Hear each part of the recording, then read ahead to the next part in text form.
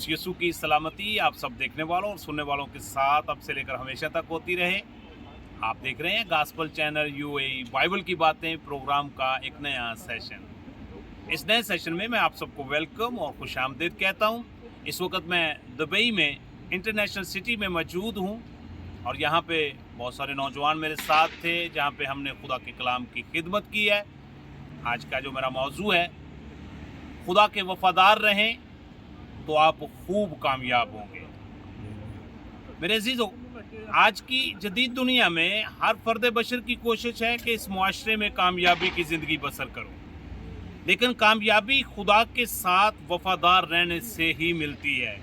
मगर खुदा का दुश्मन जिसको अबलीस कहा जाता है, अबलीस की कोशिश है कि लोग खुदा के वफादार ना रहें और बेवफा होकर मेरे साथ हमेशा की आग में चले जाएं। लेकिन मेरे अजीजों, याद रखें कि वफादार शख्स ही खुदा से बरकत हासिल करता है। वफादार शख्स ही जिंदगी में कामयाबी हासिल करता है। वफादार शख्स ही अबलीस के कामों पर गालिब आ सकता है। वफादार शख्स ही सच्चे ईमान का मुजाहरा कर सकता है। वफादार शख्स ही गलत तालीम पर गालिब आ सकता है। वफादार शख्स ही सख्त मुखालफत के बावजूद अपने खादम और कलीसिया और खुदा के साथ जुड़ा रह सकता है। रोमियो के नाम पौलुस रसूल का खत 3 बाब 3 आयत। अगर बाज बेवफा निकले तो क्या हुआ? क्या उनकी बेवफाई खुदा की वफादारी को बातिल कर सकती है? मेरे अजीजों, खुदा के साथ वफादारी खुदा के साथ जुड़े रहने से ही हासिल होती है और फिर उसी में इंसान की कामयाबी है। रखिए इस बात को कि वफादारी जो है ये एक अहद है और ये भी खुदा के साथ एक ही दफ़ा किया जाता है। जब अहद किया जाता है तो उसके बाद जब तक हम इस दुनिया में जिंदा हैं, हमने उस अहद के ऊपर पूरा उतरना है और खुदा के हमने वफादार रहना है।